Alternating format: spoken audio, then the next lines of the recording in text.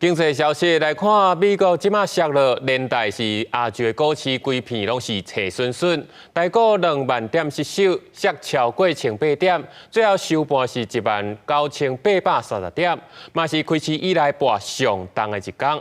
这台积电嘛是落88块，收盘是815块。这经济部长郭志辉嘛表示，股市本底就是有起有落，大家要有心理准备，这就是景气循环的一部分。美国经济数据无像市场预期遐好，失业率也悬，加上中东的局势紧张，美国四大指数初日有落，嘛拖累亚股的表现。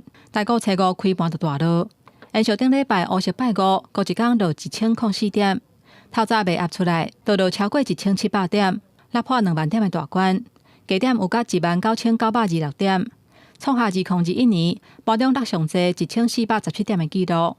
创下盘中历史上一个手落上济纪录。心里面会担心，会慌张，钱财消失，当然会担心了。小股民大概是嗨惨，股王台积电股价嘛落一个真厉害。8月初2以903块收盘，初五拜一盘中上价有到835块，一捆头落68块，是创下历史上高一天落上济，期待突破22条的大关。也若电子宽达股。甲人工智慧 AI 概念股，同款嘛是落，连带类股嘛做伙落，也若高价股嘛有真侪档拢落定。另外 AI 晶片出货传出无同款的声音，有外国媒体报道，回答 AI 新的晶片 Blackwell 的系列，因为设计有问题，会延后交货。也若人工智慧 AI 概念股，讲大是落超过8%，回应以1790块落定。也若双红甲基红，同款嘛拢落定。现阶段来讲的话，最重要就是说保留子弹啊，保留资金，等待行情落底啊。什么时候落底呢？我认为至少要看3天没有再破底哦，那我们就可以说，这个地方短线有所支撑。因为目前呢，大盘已经把上半年涨的6400点呢跌掉大概60%。